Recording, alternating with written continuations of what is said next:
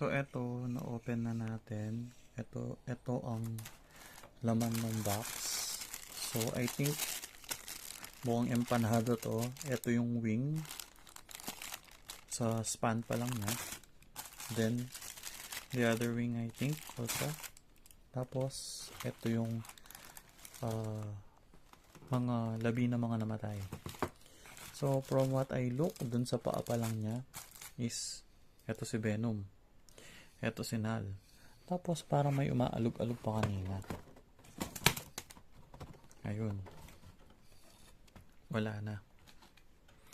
So, from this nalaglag, ito yung sword siguro ni Nal.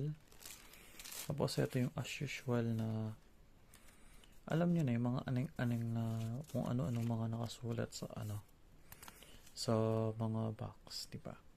So, hazard for